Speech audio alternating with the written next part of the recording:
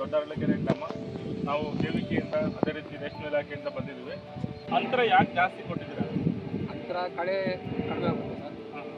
Plus quality ಚೆನ್ನಾಗಿ ಬರುತ್ತೆ. Quality ಚೆನ್ನಾಗಿ ಗಿಡದಿಂದ ಗಿಡಕ್ಕೆ ಏನು ಅಂತರ ಇದೆ? 2 ಅಡಿ 2 ಅಡಿ.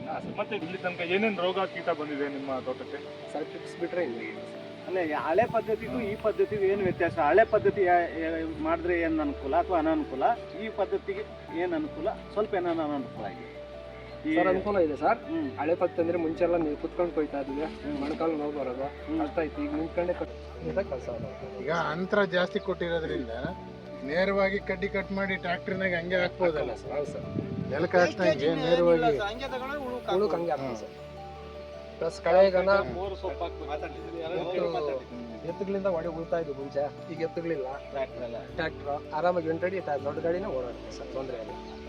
5ನೇ ಹಾಕಿ ಓಡಿಸ್ಬಿಟ್ಟು ಕಳೆ ನಿರ್ವಹಣೆಯಲ್ಲಿ ಯಾವುದೇ ಸಮಸ್ಯೆ ಇಲ್ಲ. ಏನು ಸಮಸ್ಯೆ ಇಲ್ಲ ಮಾಡಿರೋದ್ರಿಂದ 8 ಅಡಿ ಇರೋದ್ರಿಂದ ಇಲ್ಲ. ಇಳುವರಿ ಹೆಂಗೆ ಚೆನ್ನಾಗಿ ಬರುತ್ತೆ ಸರ್. ಮೊದಲ ಪದ್ಧತಿಗೂ ಇವಾಗ ಒಂದು ಏನು ಗುಮ್ಮೆ ಅಂತೀರ ಅಥವಾ ಒಂದು ಗಿಡ ಸರ್ ಅದಕ್ಕೆ ಬುಡಕ್ಕೆ ಜಾಸ್ತಿನೇ ಬರ್ತದೆ. ಈಗ 1 ಎಕರೆಯಲ್ಲಿ ಅದರಲ್ಲಿ ನೆಲಗಡ್ಡಿ ಮಾಡ್ತಿದ್ರಲ್ಲ, ಅದಕ್ಕೂ ಇದಕ್ಕೂ ಅದರಲ್ಲಾದ್ರೂ ಎಷ್ಟು ಎಕರೆಗೆ ಸಮಾನ ಇದು 1 ಎಕರೆ? ಸರ್ ಅದು 2 ಎಕರೆಗೆ ಸಮಾನ ಆಗುತ್ತೆ. 3 ಸೊಪ್ಪು ಪ್ಲಸ್ ಇಲ್ಲಿ ನಾವು ಇದರಲ್ಲಿ 4 ಸೋಲ್ ಬರುತ್ತೆ ಸರ್. 4 ಸೋಲ್ ಗೊಬ್ಬರ ನೀರು ಒಂದೇ ಸೋಲ್ ಕೊಟ್ಟರೆ ದಂಗೆ ಬರುತ್ತೆ. ಇದರಲ್ಲೇ ಬಂದ್ಬಿಡುತ್ತೆ. ಕೀಟಗಳು ಕಡಿಮೆ ಆಗಿದೆ ಕಡಿಮೆ ಸರ್. ಮತ್ತೆ ಗಾಳಿ ಚೆನ್ನಾಗಿ ಆಡ್ತದೆ. ಚೆನ್ನಾಗಿ ಆಗುತ್ತೆ. ಹಣ್ಣೆಲೆ ಆಗುತ್ತಾ? ಹಣ್ಣೆಲೆ ಕಡಿಮೆ. ನೀರಲ್ಲಿ ಸ್ವಲ್ಪ ಮತ್ತೆ ಕಟ್ ಮಾಡೋದಕ್ಕೆ ಈಸಿ. ಇವೆಲ್ಲ ಅನುಕೂಲ ಇರೋದ್ರಿಂದ ಎಲ್ಲ ನೀವು ರೈತರಿಗೆ ನೀವು ಏನು ಹೇಳಕ್ ಬಯಸ್ತೀರಾ? ಬೇರೆ ರೈತರಿಗೆ ಅನುಕೂಲವಾಗಿರುತ್ತೆ ಸರ್. ಅಲ್ಲಿ ಅವರಿಗೆ ಎಲ್ಲರೂ ಇದೇ ತರ ಮಾಡ್ಕೊಂಡ್ರೆ ಇದೇ ತರ ಅಂದ್ರೆ ಸಾಲಿನಿಂದ ಸಾಲಿಗೆ ಎಷ್ಟು ಅಂತರ ಕೊಡ್ಬೇಕು? 8 ಅಡಿ ಸರ್. 8 ಅಡಿ. 8 ಅಡಿ.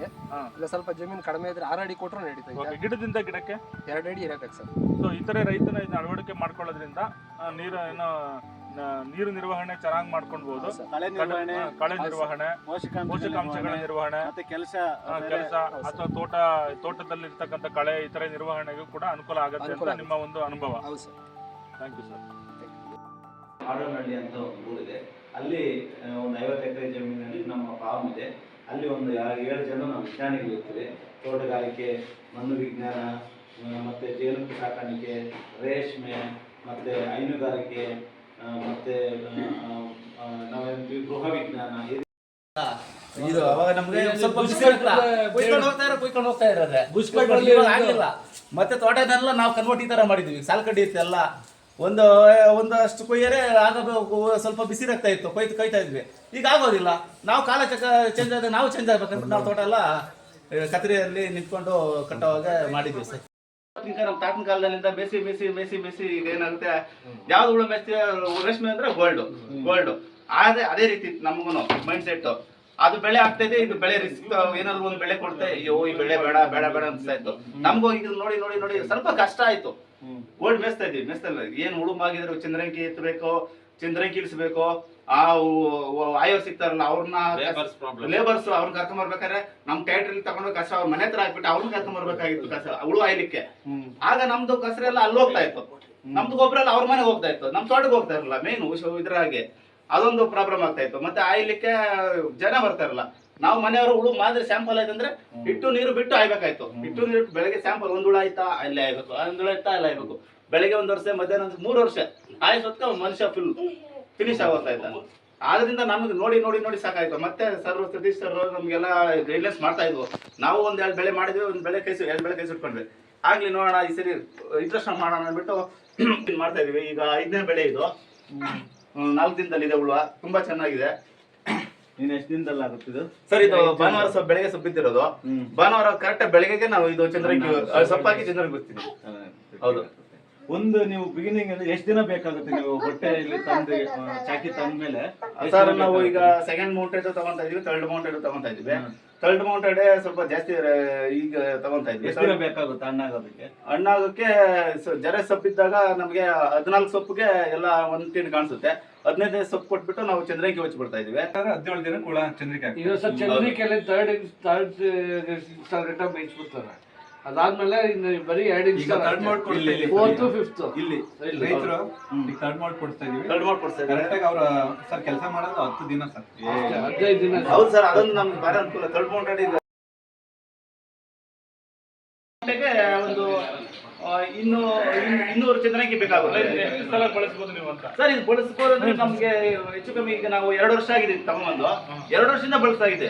ಅವ್ರು ಹೇಗೆ ಕೊಟ್ಟಿದಾರೋ ಹಾಗೆ ಇದೆ. 2 ವರ್ಷದಿಂದ ಬಳಸ್ತಾ ಇದ್ವಿ, ಏನು ತೊಂದರೆ ಆಗಿಲ್ಲ. ಇನ್ನು ನನ್ನ ಪ್ರಕಾರ ಇನ್ನೂ ಒಂದು 8 ವರ್ಷವರೆಗೂ ಬಳಸ್ಬೋದು ಸರ್. ಇದು 10 ವರ್ಷದವರೆಗೂ ಇದ್ರದ್ದು ಕ್ವಾಲಿಟಿ ಏನಾಗೋದಿಲ್ಲ.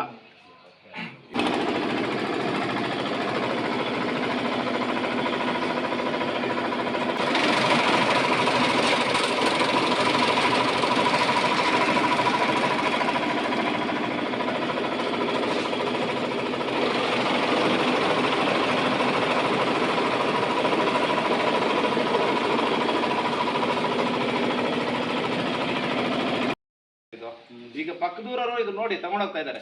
ನಾವು ಒಂದ್ಸರಿ ಮಾಡ್ಕೊಂತೀವಿ, ಎಲ್ಲರಿಗೂ ಕೊಡ್ತಾ ಇದ್ವಿ. ಪಕ್ಕದೂರು ನಮ್ಮೂರಲ್ಲಿ ಮಾಡ್ತಾರೆ, ಒಂದು 10-20 ಜನ ಮಾಡ್ತಾರೆ. ಪಕ್ಕದೂರಲ್ಲೂ ಮಾಡ್ತಾ ಇದ್ದಾರೆ. ಈಗ ಒಂದು ಹಳ್ಳಿಯಲ್ಲಿ ಕೊಟ್ಟಿರೋದ್ರಿಂದ ಹಳ್ಳಿಯೆಲ್ಲ ನೋಡ್ಕೊಂಡು ಇದು ಬಳಸ್ಕೊಂತ ಇದ್ದಾರೆ. ರೇಷ್ಮೆ ಕಡ್ಡಿ ಸರ್ ಇದು ಬಂದು ಚಿತ್ರದುರ್ಗದಿಂದ ಡೈರೆಕ್ಟ್ ಆಗಿ ಇಲ್ಲಿ ಇಳಿಸಿದೆ ಸರ್ ರೇಷ್ಮೆ ಇಲಾಖೆ. ಆಯ್ತು 1 ವರ್ಷ ಆಯ್ತು ಸರ್. ಹೌದು ಸರ್, ಡೀಸೆಲ್ ಇದು ಚಾಪ್ ಮಾಡ್ತಾರೆ. ಕಂಬ್ಳಿ ಕಡ್ಡಿ ಇಷ್ಟು ದಪ್ಪ ಇರೋದನ್ನೆಲ್ಲ ನಮ್ಗೆ ಇಷ್ಟು ದಪ್ಪ ಇದೆ ಕಡ್ಡಿ. ಇದು ಪುಡಿ ಹಾಫ್ ಇಂಚಾಗಿ ಪುಡಿ ಮಾಡುತ್ತೆ.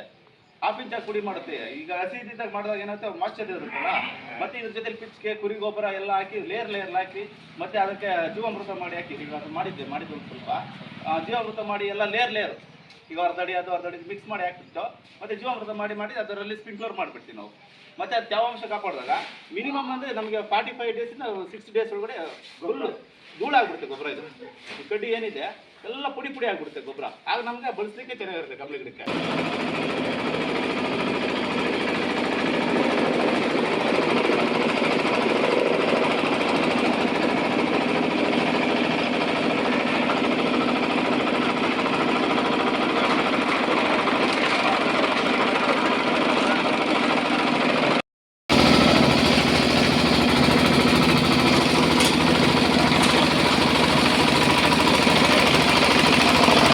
ಕೆಲಸಗಳು ಜಾಸ್ತಿ ಮಾಡ್ತಾರೆ, ಕೆಲಸ ಕಡಿಮೆ ಮಾಡ್ಕೊಂಡು ಇಳುವರಿ ಜಾಸ್ತಿ ಮಾಡ್ಕೊಳೋ ಕಡೆ ನಾವು ಗಮನ ಹರಿಸ್ಬೇಕು. ಯಾಕೆಂದರೆ ರೇಟುಗಳು ನಮ್ಮ ಕೈಲಿಲ್ಲ. ರೇಟುಗಳು it is demand and supply driven. So ಅದನ್ನು ಯಾರೂ ಕಂಟ್ರೋಲ್ ಮಾಡೋಕ್ಕಾಗಲ್ಲ. ಸೊ ನಾವು ಇಳುವರಿನ ಜಾಸ್ತಿ ತಗೊಂಡು ನಮ್ಮ ಆರ್ಥಿಕತೆನ ಜಾಸ್ತಿ ಮಾಡ್ಕೋಬೇಕು. ಅದರಲ್ಲಿ ಈಗ ಅಂತರ ಕೊಡೋದು ಒಂದು ವಿಧಾನ. ಈಗ ಅವರೇ ರೈತರು ಹೇಳ್ದಂಗೆ 1 ಎಕರೆಗೆ ಇದು ಈ ಅಂತರ 8 ಅಡಿ ಅಥವಾ 9 ಅಡಿ ಕೊಡೋದು ಹೆಚ್ಚು ಕಡಿಮೆ 3 ಅಡಿ ಮಾಡಿರ್ತಲ್ಲ ಆ ಜಮೀನಿಗೆ 2 ಎಕರೆಗೆ ಸಮಾನ ಅಂತ ಹೇಳಿದರು. ಅಷ್ಟು ಸೊಪ್ಪು ಬರುತ್ತೆ, ಅಷ್ಟು ಗೂಡು ಬೆಳೀತಾರೆ. ಆ ಗೂಡು ಅಷ್ಟೇ ತುಂಬ ಕ್ವಾಲಿಟಿ ಇರುತ್ತೆ.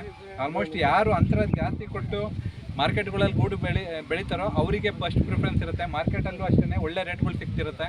ಸೊ ಎಲ್ಲ ರೀತಿಲೂ ರೈತರಿಗೆ ಇರ್ಬೋದು, ರೀಲರ್ಸ್ಗೆ ಇರ್ಬೋದು, ಅಥವಾ ಕೊನೆಗೆ ಟ್ವಿಸ್ಟರ್ಸು ವೀವರ್ಸ್ಗೆ ಇರ್ಬೋದು ಅನುಕೂಲ ಆಗಬೇಕು ಅಂತಂದರೆ ಅಂತರ ಜಾಸ್ತಿ ಕೊಡಬೇಕು. ರೈತರ ಎಕನಾಮಿಕಲಿನೂ ಅಷ್ಟೇ ಅವ್ರಿಗೆ ಹೆಲ್ಪ್ ಆಗುತ್ತೆ ಅಂತ ಹೇಳ್ತೀವಿ.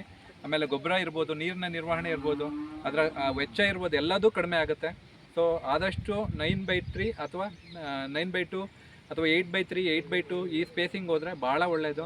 ಸಣ್ಣ ರೈತರು ಅರ್ಧ ಎಕರೆ ಇಟ್ಕೊಂಡಿರ್ತಾರೆ. ಅವರು ಅಟ್ಲೀಸ್ಟ್ 6 ಅಡಿ 3 ಅಡಿ ಹಂಗೆ ಮಾಡಿದರೆ 6 ಅಡಿ 2 ಅಡಿ ಇಂಥ ಅಂತರ ಕೊಟ್ಟರೆ ಸಾಕಷ್ಟು ಉಳಿತಾಯ ಮಾಡಿಕೊಂಡು ಅಭಿವೃದ್ಧಿ ಹೊಂದ್ಬೋದು ಅಂತ ನಾವು ಹೇಳ್ತೀವಿ. ಎಲೆಗಳಿಗೆ ರಸ ಇರ್ತಕ್ಕಂಥ ಕೀಟ ಅವಳಿ ಈ ತೋಟದಲ್ಲಿ ಜಾಸ್ತಿ ಕಾಣ್ತಾ ಇದೆ. ಎಲೆ ಮೇಲ್ಭಾಗಕ್ಕೆ ನೋಡ್ತಾ ಇರ್ತವೆ. ಇರ್ತಕ್ಕಂಥ ಕೀಟನ ಹತೋಟಿ ಮಾಡ್ತಕ್ಕಂಥದ್ದು ಬಹಳ ಮುಖ್ಯವಾಗಿರುತ್ತೆ. ಮೊದಲನೇ ಹಂತವಾಗಿ ನಾವು ಪೋಷಣ್ಣು 7 ml 1 ಲೀಟ್ರ್ ನೀರಿಗೆ ನಾವು ಗಿಡಕ್ಕೆ ಸ್ಪ್ರೇ ಮಾಡೋದ್ರಿಂದನ ಅದು ಮೈಕ್ರೋ ನ್ಯೂಟ್ರಿಯೆಂಟು ಗಿಡಕ್ಕೆ ಚೆನ್ನಾಗಿ ಶಕ್ತಿ ಕೊಟ್ಟು ಎಲೆನೂ ಕೂಡ ಬಲಿಷ್ಠವಾಗಿರೋದ್ರಿಂದನ ರಸ ಇರೋ ಕೀಟಗಳ ಅವಳಿನೂ ಕೂಡ ಕಡಿಮೆ ಆಗುತ್ತೆ. ಫೈರ್ ಅಂತ ಹೇಳಿ 1.5 ml 1 ಲೀಟ್ರ್ ನೀರಿಗೆ ನಾವು ಬೆರೆಸಿ ಕೂಡ ಹೊಡೆದ್ರೆ ರಸ ಇರೋ ಕೀಟನ ನಾವು ಹತೋಟಿನೂ ಕೂಡ ಮಾಡ್ಬೋದು. ಲೀಫ್ ರೋಲರು ಕೂಡ ಕ್ಲೋರೋಫೆನ್ ಫೈರ್ ಹೊಡೆದ್ರೆ ಅದು ಕೂಡ ಹತೋಟಿ ಆಗುತ್ತೆ.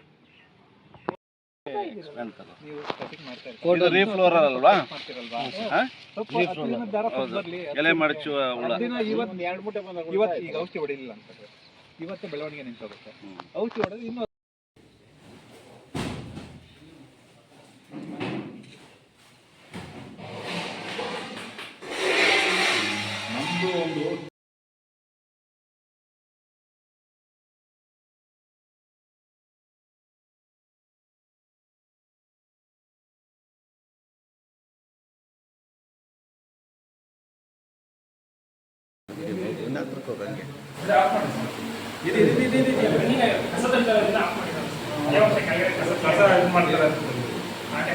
ಡಿ ಬೇರೆ ಇಲ್ಲಿದ್ರೆ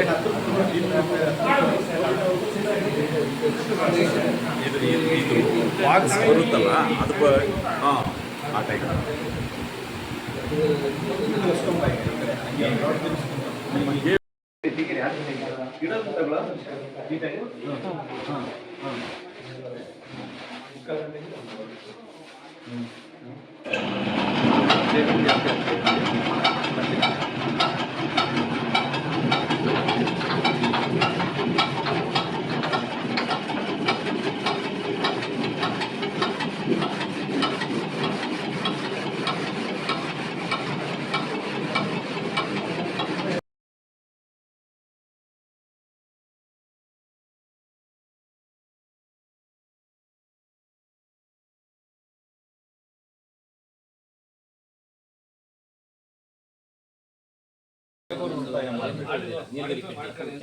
ಲೇಬರ್ ಉಳಿತಾಯ ಮಾಡ್ಕೋಬಹುದು.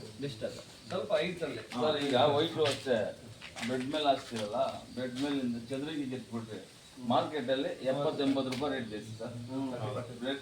ಆ ಚಂದ್ರಿಗೆ ಪ್ಲಾಸ್ಟಿಕ್ ಅದ್ರ ಮೇಲೆ ಹಾಕ್ಸಿರ್ತೀರಿ, ಡೌನ್ ಆಗಿರುತ್ತೆ. ಇದ್ರಲ್ಲಿ ಹಾಕಿದ್ದು ಫಸ್ಟ್ ಕ್ಲಾಸ್ ರೇಟ್ ಆಗುತ್ತೆ. ಒಂದೊಂದು ಕೂಡ ಮ್ಯಾನ್ ಪವರ್ ಮ್ಯಾನ್ ಪವರ್ ಬೇಕಾಗಿಲ್ಲ. ಬರೀ 8 ಗಂಟೆ ಇದ್ರೆ ಎಲ್ಲ ಮೇಂಟೈನ್ 8 ಗಂಟೆ